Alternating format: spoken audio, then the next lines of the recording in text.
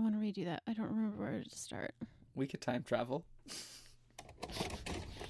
We can't, though. We can't.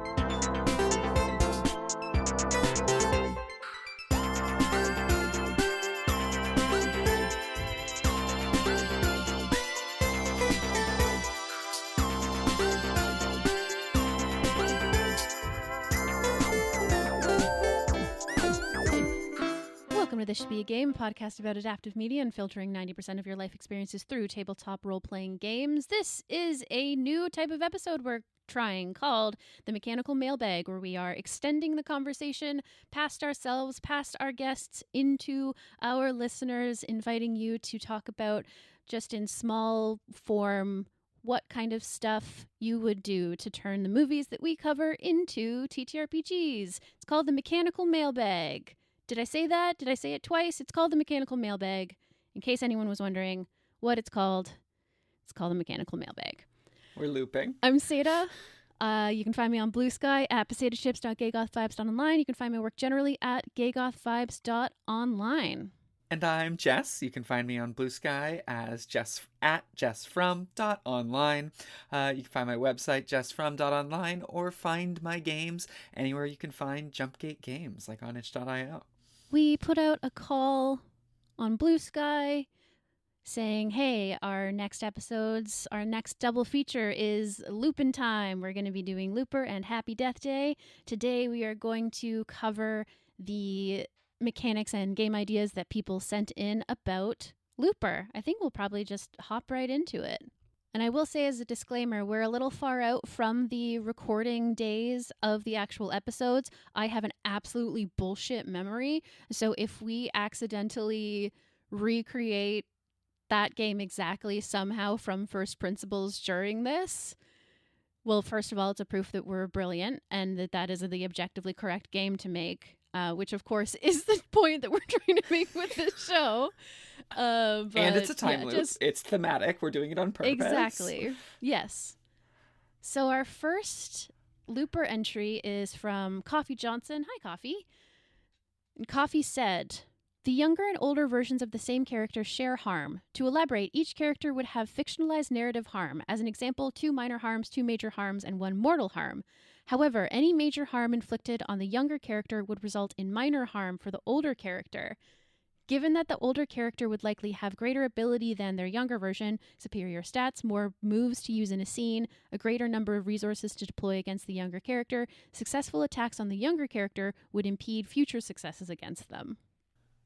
So, my immediate, I go on a journey sort of reading this, where I start in a place of, okay, so why are harms so central? And in some ways, it fits with things we already talked about with Looper, where it's like, oh, the fact that you are harmed by things and then have to recover is actually a significant part of this movie. But I feel like this idea really shows its crystal clarity in talking about how major harms for the younger character become minor harms for the older character. Like, that feels like such an essence of what is unique about using this sort of familiar harm system in this time loop context, and the idea that harms that you inflict boomerang back around on you as things that you have to now deal with is really, really fun to me. Yeah, it immediately puts me in mind of a structure that's like you're almost playing back-to-back campaigns. Like you play out something with the younger character and then you level up your playbook to your older version, or you're recording on both simultaneously, and then you have to play as the older version. You are dealing with the consequences of the actions that you took when you were younger. The thing I'm trying to think of is what is the most natural fit for the loop there? How do we have both characters on screen at the same time? Yeah. I feel like that also, so are you saying how do we have them on screen at the same time if this is you passing it to yourself and is not two players like playing this simultaneously, or are you just saying in general, like I guess in general, so mostly the thing I'm thinking is that the in a lot of ways the most satisfying thing here would be to see a lot of the younger characters so that those harms have more time to like build up, and so oh then the older one is yes. dealing with more consequences. But as I'm thinking about that, I'm realizing one of the things that is potentially really delicious here, if we have a setup where we know that the younger and older versions are going to be in conflict, this immediately puts attention on like how does the older version cause harm to the younger if they need to, without like, because it immediately echoes onto them, that kind of Yes, thing. yeah, Just exactly. I love this setup, but just trying to spitball like, what's the structure around it, what does it add up to? That's exactly one of the things that one of the reasons I wanted to ask that clarifying question is trying to suss out, are we on the same questions? And I think we are, because I was like, one of the immediate assumptions that is present in this mechanical idea, I really zeroed in on the word attack. Like, that's not a word that really came up in us talking about our Looper game. And I'm actually a little fascinated. It's not that attacking doesn't happen in the movie Ryan Johnson's Looper. It Um, happens quite a lot, in fact. yeah, exactly. But something I zeroed in on with this answer was the idea that, like, it's saying that succeeding on attacks against the younger character mean that you take minor harm, meaning that you are impeded in your future success against them because you're weakened in some way. And I found that sort of self-defeating aspect really, really interesting. But it also just like really puts front and center as a mechanic this like intra-self, inter-time violence. And I'm Mm-hmm. curious what the as you I think pulled us back into with this episode a lot, where I was like zooming in on one specific mechanic, which is exactly what the mailbag is, but saying what context or game structure does this mechanic exist in, and just like spitballing where to go with this. If it is really focused on like the conflict between these two characters and impeding or stopping them in some way, I think it would make sense for this game to be like pretty goal oriented. Like someone Mm-hmm. is trying to accomplish something in a way that like some of the games we talked about for Looper were much more about interpretation and meaning making and saying this is what happens, why. There's a little bit more of a I am trying to make this be the outcome, and you are trying to make something different be the outcome. That's also really interesting here because, like, this doesn't feel GMy, or at least not that the two time the people from the different versions of the self from different times are not GM and player, and therefore it's putting two players doing opposed roles or opposed something, trying to have different storied outcomes. And it is not that there are not games that do that. I make games that do that. But rather that it is a less common thing in TTRPGs than like one person who the GM is responsible for presenting the obstacle and knowing it will be overcome. And so I'm very intrigued about what it looks like to have two players here both gunning for their outcomes and then having to negotiate where the story goes.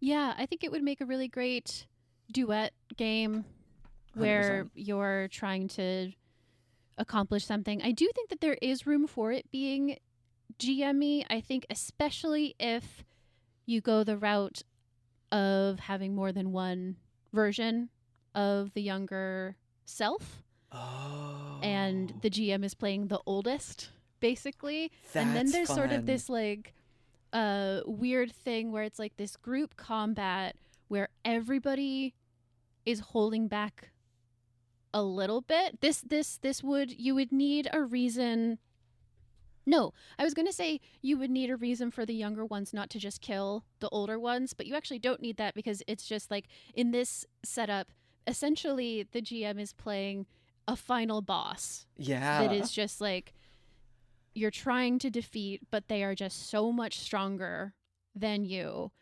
And they are in an interesting position where they can't just kill you because that would kill them. Yes. So it's about this like weird negotiation, this person who is like so much more powerful than you and who you are in their way, but they're just kind of having to, they want to convince you Yeah. to stop and like get on the same page, which actually that does like framing that moves me back towards the weird duet situation because I think that that could be a really interesting tension there. But I could see for the GM version, I imagine it is a climax of a longer game. You know, Yes. you're playing the younger version and then whatever. That's sort of like the big final conflict. I'm also really intrigued playing with the GM version a little bit.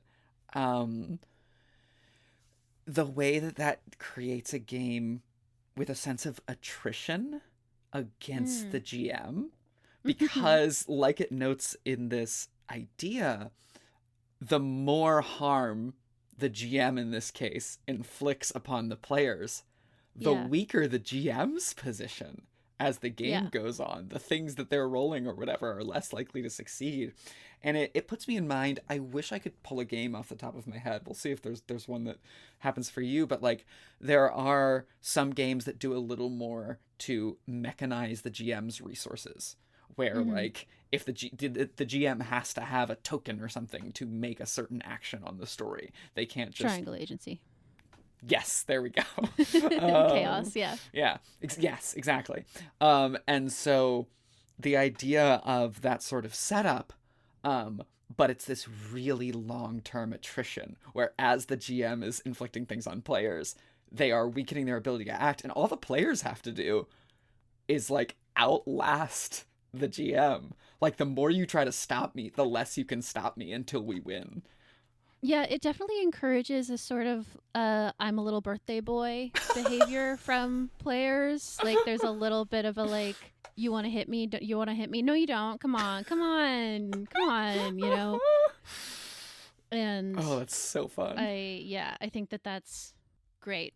And then in the duet version, we have a lot more negotiation and a lot more, and that does, I think you're right, fit really well to this like come on, convince me, get me on board. I'm almost interested in it not literally a Firebrands game, but a little bit of a Firebrands structure, specifically just the idea of having this game where you are choosing these different scenes of negotiation and conflict. Like I'm thinking of the Firebrands mini Oh games, yes, yes, a yes, yes. chase and a conversation over dinner. Like if you are playing a game, you're these two people, younger and older self. Maybe even if it is a Firebrands game and opening that up to more than two people could be interesting if you do again have people who are playing different Self versions versions. of the like you have the oldest version going to the kid version and trying to convince them of something and then you have them like fighting with the 30-year-old version or whatever. But specifically like the structure I was thinking was I would love to see, okay, we play out a scene where we are shooting at each other. Cool. We did that scene. Now let's play out the diner. We're having a Yes, conversation. I'm absolutely. trying to convince you to my point of view, all that kind of thing. And just like building up a little bit of momentum with these different scenes that you can choose from based on what's appropriate while working towards your big goals, I think could be really, really cool with that. And like that, it diverges already from Firebrands in that it would have a lot more mechanical tracking of harm and that kind of thing. But I Yes. think that the integration of those things could be really interesting. Yeah, and going in a sort of similar direction there on what if we took a thing and added mechanical tracking of harm. Um, I'm thinking about sort of prompt style games that will ask you, for example, at the end of a scene, were you convinced? Like, did the character successfully convince you? I know I've referenced this a few times, but just thinking about Fiasco a little bit in its like, did this character scene go well for this character? And I think that there's elements of the game Last Shooting, the duet game, where you're asked to make some calls on like, how did this go, or how did you feel about this? But to draw the through line that I'm trying to draw, games where you are expected to answer, is blank true, and you're not supposed to always answer what is best for you, I think is the distinction I'm trying to make from your traditional trad games where you're like trying to fight for success. There are some games that make you say at the end, okay, was this your wanted outcome, or was it the outcome you didn't want? And that is going to be true, and you need to step out of your player role almost and evaluate that. And where I am going with that idea is the idea of like one player being like, no, you didn't convince me. And then the other player has to be like, okay, then, well, I inflict harm. That harm, that violence is the language you resort to when you didn't get your way any other way. And so you like do things, and then the character has to be like, no, I'm on board. You were right. Or that has to be, no, he's still going to work against you. And then you're like, okay, then, well, I'll shoot you in the leg, and I'll deal with the fact that I now have a limp in an ongoing way. So you're coming down on the side of torture being an effective way to convince somebody of something. So it's not supposed to be an effective method of convincing so much as like, I am going to use any means to prevent you from being capable of this outcome or whatever. And I want that to be convincing you. But if it isn't, I'm just going to make sure that you don't reach this place in time. I'm going to make sure you're too hurt to accomplish what you want to accomplish. Yeah, one of the things that I think could tie really well into that is I think it's the game Follow, where you are on a quest and everyone has their motivations, and you have different colored rocks that you put in a bag. Let's say it's like, hey, if you think that your group is well prepared, put in a black rock. Yes. If you personally want the mission to succeed, put in a black rock. Otherwise, put in a white for either of those. And then when you are determining how it went, you're pulling from the full pool. So if everyone's like, yeah, we're well prepared and I want it to succeed, then your pool has a lot of black rocks in it, so you're more likely to succeed. But if people are like, either, no, we are not ready, or I hate this, and so I'm probably not going to be contributing 100%, you have more white rocks, and so you are more likely to fail. I think that there's a lot there when you're thinking of like, because one of the reasons I'm bringing this up is that negotiation not working is really hard to sustain in roleplay, because you need a reason to keep trying. And of course you have your goal, but like the pacing of it, keeping that energy up can be really, really hard. Totally. And so thinking of ways that it could be like small moments maybe, and like, yeah, sort of different ways to make that feel more satisfying and have a little bit of like more factors, I guess, have a couple more factors, that it isn't just like, totally, yes, I agree. It is like, okay, you agree. Well, that is one thing that will contribute to whether I'm going to shoot you in the leg now. Yeah, I think the mechanic there from Follow is exactly what I was looking for. When like, do you have a reference for this? Because I love, you got your little exit survey, and it determines the factors that go into that outcome. I also this made me think about something that's maybe really out of left field here, but I want to try going for, which is, as I went through an example that felt very in line with the movie and some of this discussion of harm, I also felt myself get uncomfortable, which is saying like, okay, I shoot you in the leg, now you have a limp the rest of your life, because that gets used in shitty disability tropes all the time. And I was like, what am I playing into that in a negative way there? And then I started thinking about, well, if we're talking about how harm on the body or the mind is something that lasts to your older character, there's also a bunch of interesting things to say about disability there, in a way that's very difficult. And it had me thinking about the concept in disability justice that everyone is temporarily abled. Absolutely what I was thinking as well. Yes, exactly. And so, like, the version of this game that's actually really about themes of disability and thinking about, like, what does it mean to be the older version of yourself that understands that you are temporarily abled and being confronted with that immediately as your younger self. I don't know. Maybe that's not a fun exploration for the podcast, but I'm just really compelled by the idea that, like, this could center that experience of disability instead of using that trope in a negative way, actually use it to force confrontation with that perspective from disability justice. Yeah, I think that there's definitely something there. I think it's one of those things that is like, it's an interesting meditation, and I'm not sure that a game could deliver on it because it is something that we already don't do. Like, that like, that is not a concept that is well known. And also I'm thinking specifically from my perspective of, like, if I could talk to 20-year-old me and be like, hey, whenever you severely sprain an ankle or even break your foot or something like that, please fucking take care of it, because in 15 years you are going to feel it. You're not going to feel it now. You are going to go back to work. You are going to work like a dipshit 14-hour shifts on a broken foot because you're stupid and had no choice. I'm not that mad at you, but, like, I did that and I didn't feel the consequences for a while. Yeah. And now I feel more of the consequences, and that is just true. And kind of everyone goes through that, even me, as somebody who has had chronic pain since I was very, very young. Like, so I should have a little bit more awareness of that kind of thing.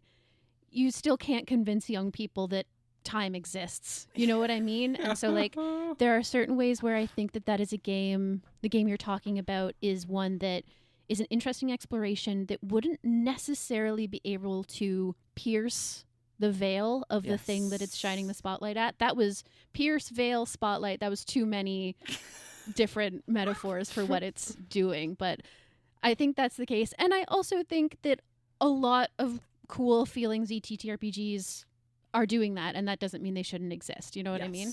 We're getting into pretty lyric game territory there. Also, this is the most aggressively in our 30s this podcast has ever been. Sure. Okay. Thank you, Coffee. That was awesome. I loved that's a great idea, and there's clearly, as you can tell from our conversation, a lot of different sort of directions that you could take exactly that. So let's check out our next one. Hi, it's Benjamin Gray from Roleplay Retcon. He, him, you can call me Ben. The cool thing about Looper is it has clear and very specific classes already built into the movie. There's the Loopers with their shotguns, the Gatmen. You can have psychics, maybe add in, like, time scientists, the only class that can actually work the time machines. The Loopers are the really alluring thing to me, though, because they're actually at the bottom of a hierarchy in the movie, and they have, like, very limited and specific skills in the movie. But you could sacrifice, like, some strengths for one big buff, which is they cannot be killed for real until they are executed, because their death is already written in the stone, which is not really quite how the movie works, but if it can be consistent, I'm also allowed to be inconsistent. You could also, like, have some prompts about your future body, like, you say you're missing some digits or you have some scars, and those things will have to come up sometime in the course of the story. Love the show. You guys are doing great. Thanks, Ben. Yeah, it was delightful to listen to. Yeah, there's so much in there that I love, and so much that I know came up in our conversation, which makes me really happy. One thing, like, there was a game that I was working on very lightly for a little while where I really wanted, I think it was specifically a 3-person game. It was about fucking robot bullshit, whatever, that, like, I think it was a game about robots and grief as two of the things that I think and talk about the most, where there was something like you had the robot's creator who is now dead, you had the robot, and then I think you had the person that the robot was based off of, like the personality that their AI was or something. I don't even remember. But one of the things that I was really trying to do in it was mess with how different classes used dice, like how all three of them, it will shock you with how I constantly steer this podcast, but I'm really interested in asymmetric gameplay in very specific ways. And one of them, I think it was like the professor, who was the person who built the robot. At the very beginning of the game, they roll all of the dice they will roll for the entire game. So it was like, here, roll 30 d6s. You now get to pick during the course of this game. Anytime you would roll, grab one of the die you already rolled. Yes. You know, like your fate is set in stone. You're dead. Whatever. Something like that here is so fun to me, for specifically the thing that Ben brought up of like, your character has this one specific superpower. They can't die. Stuff will happen to them, but they can't die. We know that. And the fate aspect of like, you're going to get a scar at some point that you don't have. How Fate do you the concept, get it? not Fate the game. That doesn't go in the links yet. Yes, exactly. And I think this is in part like, I understand that there is satisfaction for a lot of people in, and sometimes for me, in knowing that something will happen and working towards it to explain it. But I like the idea of being able to bring in, like, push that even a little harder with, like, you are fated in certain ways. Maybe it's like at the beginning of a scene, an action scene, roll all your dice. Yeah, you know, like not as long term, but just like using those different disparities as Ben laid them out and really putting the flavor of that in how you roll dice, how you are allowed to roll dice to resolve stuff. I think there's something there that could be really fun. And I'm immediately just thinking about like really good Powered by the Apocalypse games that have like a very strong set of regular moves that everyone has access to. And then your playbook is like, what are the weird ways that you manipulate the rules? What are the times that your character has the domain to step in and say, I changed the story in this way? And I think this is like an instance of that, and perhaps with a really strong like signature move per class. I'm also thinking about a game that I don't truly know that much about, but the die RPG, and everyone's got their like die that is assigned to them, and so there's just there's something obviously on the face of it so compelling about that. And so what does the choice of what type of dice and how you use them mean for your character is great. And it also goes back to conversations I think we had with Sebastian about like, what's your gun and what does it mean for you? And how do we translate this is my gun and this is what it's like to this is my die and this is what it's like, right? Like, can we capture, can we add meaning to the number of sides on your dice or the way that you roll dice that makes it feel like your signature weapon is also really fun to me. I wonder if there's something as simple as like the number of bullets in the chamber or something like that. Yeah, absolutely. Holy shit. I also really want to call out Ben's inclusion of like the time scientist as like the person who does it, particularly because like obviously that isn't something that the game that the movie focuses it on literally at all. Nah. One of the things I love about the idea of bringing that into a TTRPG version of it is that is giving an axis of manipulation for the loopers, that if they know that the time scientists exist and they can interact with them, that is now somebody who they can go and beat up or intimidate to change something. Like if they're like, hey, I want things to be different. I don't like how this is working.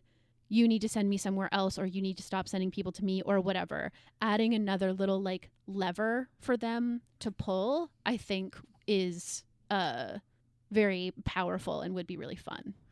Yeah, and when we're thinking again, as we often do, of asymmetric gameplay with no GM, one of the things that I think you've said a couple times in this podcast is how useful it is to assign domains of the story that different people have more narrative control over. And like the idea of boiling that down also to like very specific mechanics in a way that again is reminding me a bit of some Powered by the Apocalypse stuff. Just the idea that like, okay, I want to change the timeline. I've got to get or coerce or threaten or convince the time scientists to get on my mind. I want to hunt someone down. I got to get the Gatmen on my side. Like, my playbook does not give me a tool for doing X. Your playbook does. You have domain over the story in that way. I've got to find a way to threaten, coerce, convince you to aid me. Is so fun. Yeah. I like a lot of that. I think especially in a slightly more traditionally structured game. I think you're totally right that a PBTA structure feels like it could be really fruitful. One of the examples that I gave in sort of our call for submissions was hey, talk about the playbooks that you would make for a Forged in the Dark game that is based on Looper. You know, some mildly psychic dirtbags that are cleaning up after a future that hasn't happened yet.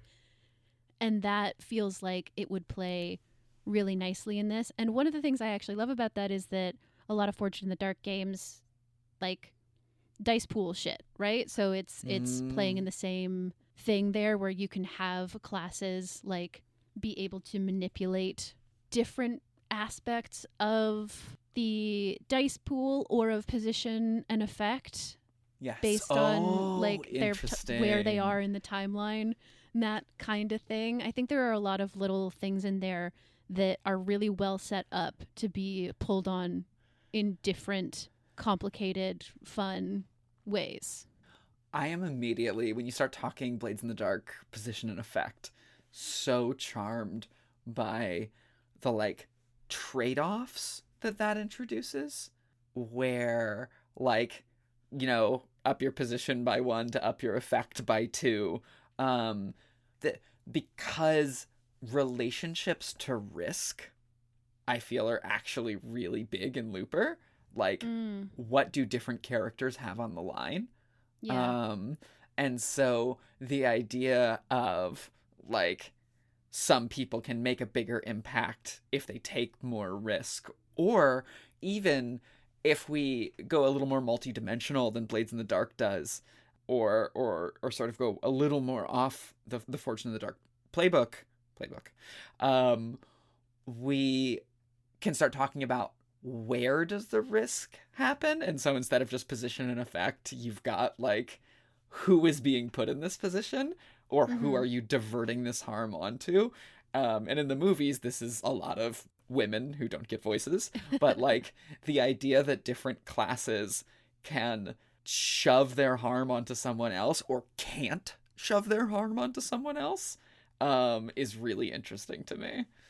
Yeah, I think that would probably come into play in sort of your, or I could really easily see that coming into play in your, like, you know, devil's bargain or stress resistance kind of things, like totally, yes. the ways that you mitigate failures become 100%. Very different for each classes. I also think the concept of having flashbacks in a time loop based game, it feels incorrect to me, but in some ways it's because it's too appropriate. So there needs to be something there that, like, maybe it is just that it is literal. Maybe we're literalizing the flashback rather than saying, like, okay, wait, I actually was prepared for this. I'm spending a stress, whatever.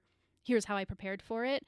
Maybe it is like, you can't do a flashback unless maybe you're spending future stress. You can do a flashback, but the stress doesn't hit you right away. The stress hits you when you can get back to HQ and go to the time scientist and be like, I need you to, maybe you need to play out the bad version first or something. Like, yes. Oh, that's so good. There's a lot of different, like, which I know is part of how at least Blades suggests in its examples, if not its literal, here's how to play the game, like, give both first, like, say what is bad is going to happen in a fairly fully formed way, and then, you know, figure out what happened instead, that kind of thing. I think there's a lot of room there to really this push around the mechanics, which I think Forged in the Dark as a framework is as widespread as it is, in part because it has a lot of different parts that you can push around to mean different things based on your theming,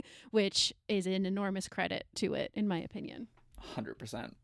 I'm also reminded once again of triangle agency and something you were saying there of like, you can still accomplish the same thing, but we're going to narratively restrict how you are forced to justify it, in that, like, you can't directly do the thing. You have to change events so that, like with Ask the Agency, where you are saying, okay, the agency is literally changing reality. Here is the chain of events, the causal chain that makes it so that I am falling off a very tall building right now. Rather than landing on the hard cement, I'm going to land on a delivery of pillows that is happening right now because of whatever, going back as far as possible.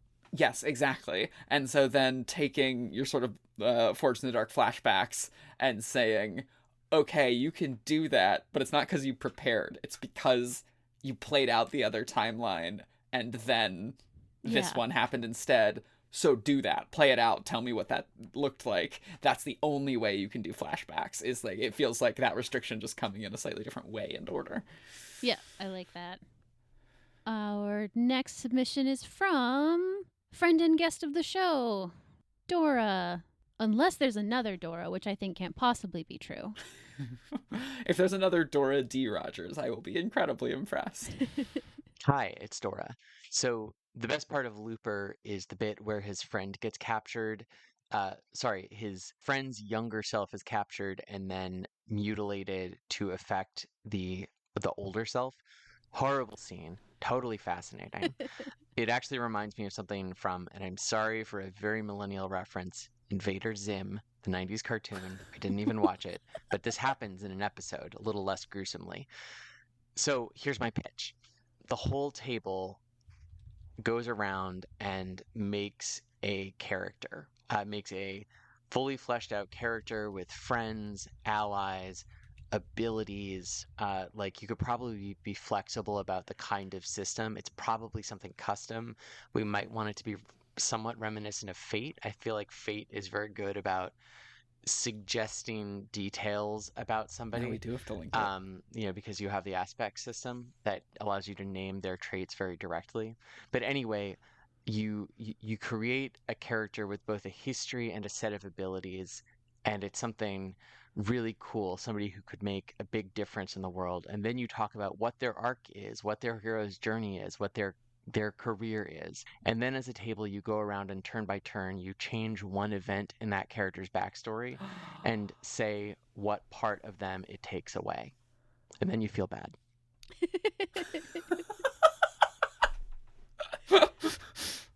Oh, incredible Absolutely. Ending. Oh, thank you, Dee. That was so good to hear from you. I did watch Invader Zim. I do, as a 30 or 40-year-old person, own socks from Hot Topic that have Zim and Gur on them that I rarely wear in public because it's just kind of a lot to deal with, knowing that I am that person.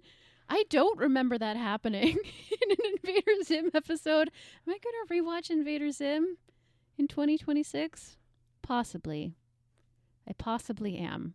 This idea rules. We do, in fact, have to link Fate in the episode description now. Yeah, we got there now. Very funny. I like. There's the I don't know what. There isn't really a term for this that I'm familiar with, but games where you're not playing a character, you're just talking about stuff. They're often world building games or map making games and that kind of thing. Taking that approach to this, where you are all talking about one specific character and just nudging them from not an objective point of view, like objectivity, but objective as in not subjective, as in you are not playing a character with a motivation, but you're just sort of talking the story out, is really, really interesting. Yeah. What's the story archetypes? Man versus environment, and you are environment. Sure. And the idea, I'm so fascinated by this sort of subtractive process of like, okay, we've got this whole thing set up. What happens when we poke at this? What happens when we change this? What happens when we take this away? Is such a fun way to look at a time manipulation thing, and just compelling in general. It's moving away from the genre into something that's very different, but I could see this being a really interesting framework for a story about a legend. Like, Oh. you know, a heroic figure, a god, a whatever, that you tell their heroic narrative, and then it's almost a like time passing or translation process or something immediately where thinking you are telephone. like, yeah, there's like one version of it is the scale of like you have your Greek myths, particularly let's say your myth of Persephone, and then a couple thou years later, a bunch of 20-year-olds on Tumblr are like, what if a feminist retelling of Persephone? And then 7 different books are published with that exact idea in the span of 2 years. And then they sort of just like start exploring other classic tales and that kind of thing. But like more tragic, right? You're not trying to update the story. You're trying to like, and I think that it isn't even about realism. It's not saying like, here's their story that's all like heroic and fantastical, and then here's how it would really go. But it's just about this like, you build a statue of a hero and then you just watch it erode. God, yeah. I think that there's something that is like really interesting there that could be really generative for, that could be a world building game where you are learning. It's tied very much to Viditi Valletti's Land Once Magic, that where you create a legend that is very focal for beliefs in the place that you're exploring, but just zooming in entirely on that process. And so one of the things you're seeing almost is like, how does this get corrupted? Like, how is it that different people tell it and they're like, well, no, this happened, and so that's what this means. And then like, how does that happen over generations until you're like, okay, so we take very different lessons from this than the original creators did. Obviously, I know I have moved us into a completely different genre space, but there's something really cool there. Here Lies Joe, Bruce of Willis. Yep, that's what I said. That's exactly what I said. Yeah, I'm so interested in like the ways that it would also be just such an interesting reflection of the table to see them like take a myth apart in a way that again is not about making it real, but about like what is interesting to these people to start like poking at within this mythic story is really, really fun. And if I were to be taking it back in the direction of Looper, it starts to just like, you get to ask really fun questions about like, well, without X, what is the rest of this person's life like? Mm-hmm. It becomes a little bit of a butterfly effect game. Yeah, absolutely.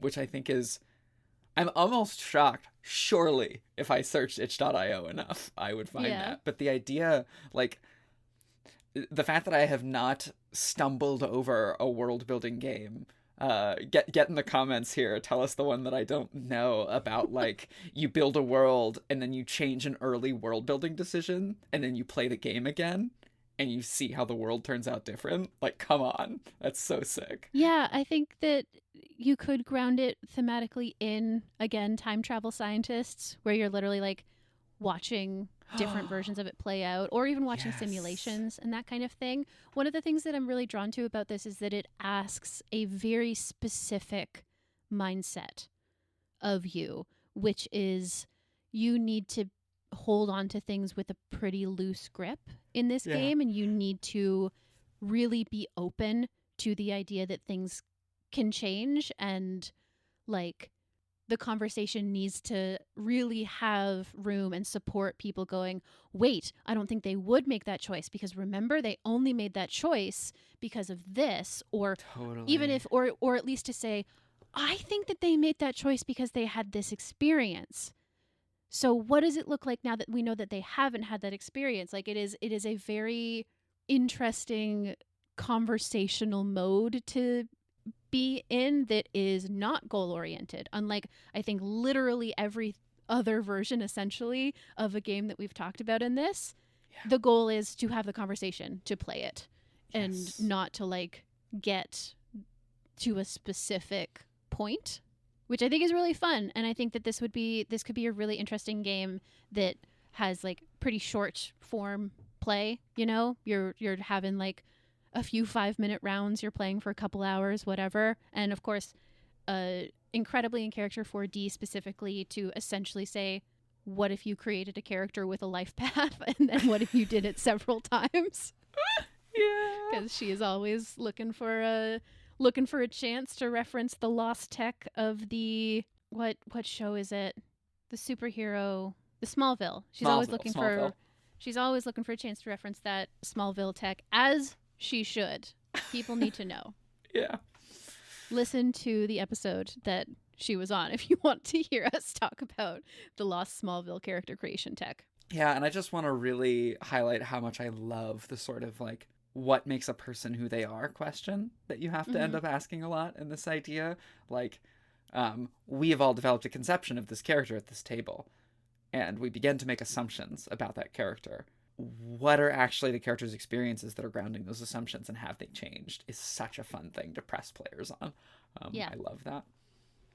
Thank you so much to everyone who wrote in. I loved getting to just sort of chatter about your ideas. This is really fun. I also just sort of for posterity want to throw in my examples that I had in my thread. I mentioned the like Forge in the Dark game of mildly psychic dirtbags, but I think one thing you could also do when you watch Looper is make a really good mothership module where you are being hired as corporate time travel assassins.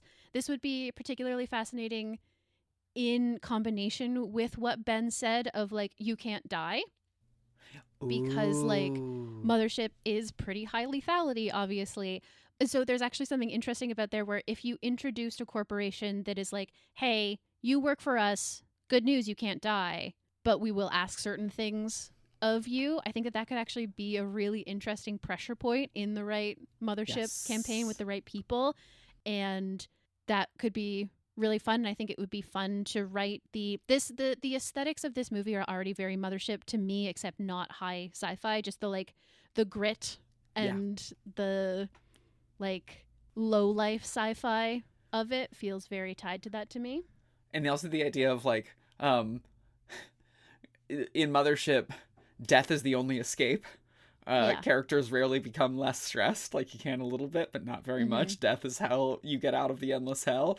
Yeah. Getting to play out what happens to you when you don't even have that escape. Like, what other consequences does your immunity come with, just in terms of what you're being put through? Great. Yeah, absolutely. The last of the 3 examples that I gave was a solo LARP about writing messages to your future self on your body. I don't know what that would be exactly, but I think that there's something of like, you know, you're writing messages on your arm, and then I think what you're probably doing is living your day and then watching how the message changes, watching how it erodes.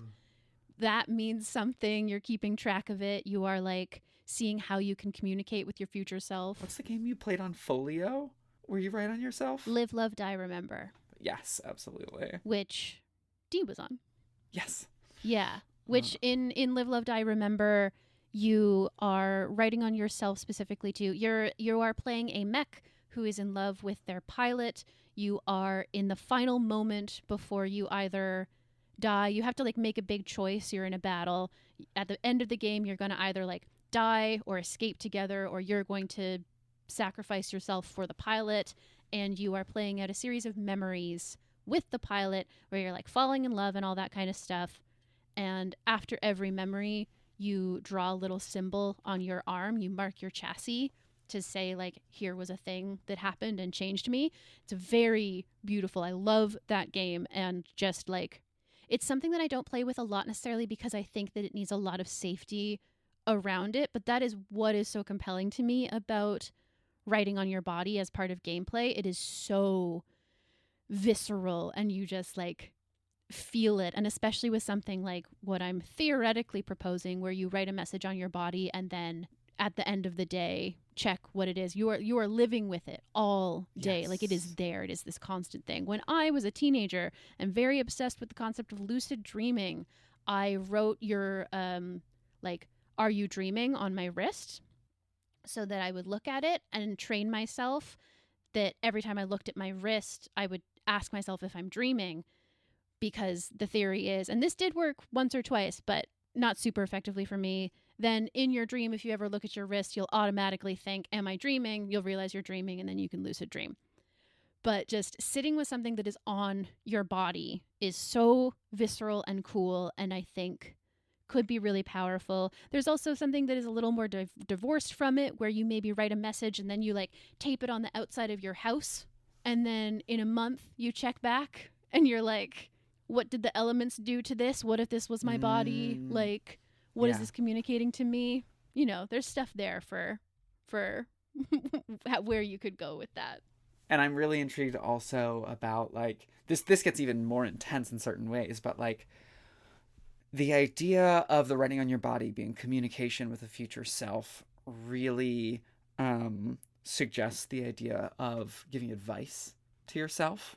Yeah, absolutely. Or setting an intention, and the idea of being like, okay, I'm going to write this advice to myself, and now I have to conform to it. Or I get to the end of the day and I go, what would it have meant if I had had this information that I actually didn't have? There's so much, like, I'm thinking about Avery Alder's Variations on Your Body, that are very much like noticing games and awareness games that feel deeply connected to therapeutic grounding practices and stuff like that.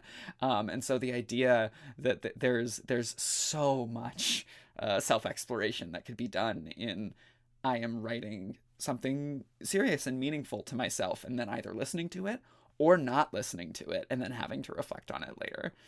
I really like that. And I think, tied to the conversation earlier, what I was saying about games that can't quite do the thing that they're exploring, the idea of almost sort of gummy vitamining some therapeutic grounding DBT in a game. The thing is that it actually might work, because the thing about those things is that you do them to do them. Yes, yeah. You know? The whole point is doing it does it even when you don't think it will. Like, and hey, that could be huge. What if Ryan Johnson's Looper TTRPGs made you dialectical about your thoughts? Yeah. What if this is the solution? What if we fix everybody? Did anyone tell Marsha Linehan? Did she have this idea? Who someone should have sat down Marsha Linehan with a copy of Oh my god. Dream guest for everything, but also what the fuck? Oh my god, this should be a game DBT episode. This should be a game Marsha Linehan's DBT book is the piece of media. The Dime game? It's literally in there. It's right in there. Yeah. Responsibly, I probably can't make a game jam that is about EMDR, because you really should be careful about how you practice it. But it's really good and helpful, so what if it were a game? The therapeutic technique game jam goes crazy. Interfamily systems work. Like, are you kidding me? Everyone is John, but it's interfamily systems informed. Like, yeah. Shout out to Luka Psychound, who I believe recently defended their thesis that is about the therapeutic uses of TTRPGs. I may be completely mangling what that topic was, but I saw the paper going around, and I generally really enjoy the approach that they have to their work and how they interface games and therapeutic practice. So shout out. Sorry that we're kind of joshing, but if it helps, I'm joshing, not joshing. yeah. Finally, I just want to mention Emerin wrote in talking about her playbook for Beam Saber, Evelyn Ramsey's mech game playbook called The Looper, where you are looping. Play the looper if you want to manipulate time, sometimes with disastrous repercussions. Play the character who's always one step ahead with suspicious consistency, and break the game now and play the price later. We were talking about Forged in the Dark, time loop, shit. It's all there. Was there anything else that you wanted to add, Jess, about little looper game ideas, or anything you wanted to combine willy-nilly from the episodes or whatever? No, I think we really hit on it. It was very fun to get to like visit all these different people ideas and see where that took us. Agreed. Thank you, everybody who wrote in. We are really hoping to have this be a consistent way that we sort of wrap up the series. I particularly shout out to the people who sent in audio clips. Just makes me happy to hear your voices and your excited tone. And when we figure out what our next movies will be, we will open submissions up for those. So keep an eye on Bluesky. Join the Discord at discord.thissshouldbeaga.me. We'll make sure to announce it in there. We would love to have you get involved in this, smaller commitment kind of way, and just hear a lot of different interpretations of the various things, because that is in the end what this whole show is sort of careening towards and around generally, is you can be inspired by the same thing to make a lot of different things, and that's actually cool as fuck. Anything you want to direct people towards, Jess? Yeah, you can find games that I make based on things and inspired by things on my itch at jumpgategames.itch.io. I've got Planet Fist, which is very inspired by PlanetSide 2, though more familiar to most people would be Starship Troopers and Helldivers 2. I've got Going Rogue, which is very expired by? Sure. Inspired by Star Wars Rogue One, Andor kind of. So there's a lot there. I have the High Ground, where some of its inspirations on its sleeves, I suppose. So all that's there. You can maybe still late back, maybe can't. Guess we'll find out. The Galactic Going Rogue on Kickstarter, and you just Google for Galactic Going Rogue Kickstarter. It'll get you there. Be bad if it didn't. So yeah, those are places you can find my work. Wonderful. You can follow me on Bluesky at potatochips.gaygothvibes.online. You can find my work generally at gaygothvibes.online. Please back the Haunted Table Patreon for $3 USD. You can get access to the playtest version of The House Edge, our Triangle Agency Fist Ultra crossover randomized card crawl. We're doing a bunch of development work on that, leading to a crowdfunder later this year. You actually now can go and follow the pre-launch page for that, so please do that.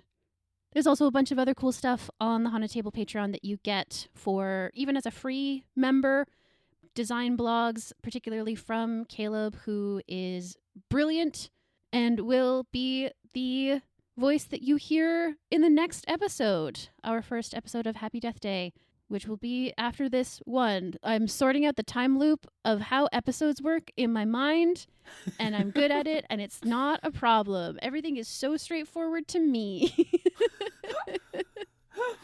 Thank you so much for listening. Thank you to Cris Viana for our logo. Thank you to Nicky Flowers for our theme song.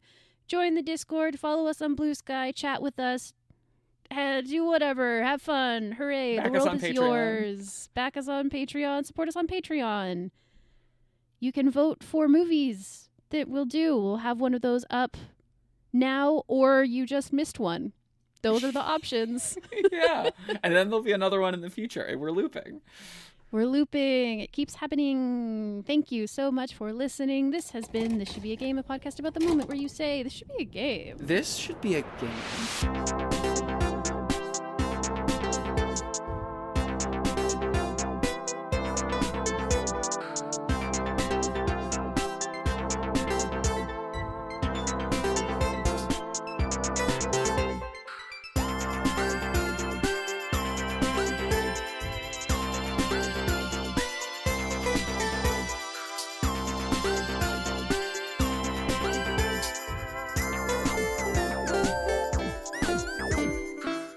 Before we wrap up, just want to shoot... Fuck! I really want, before we wrap up, just want to shoot fuck to be in the, like a bumper. Oh.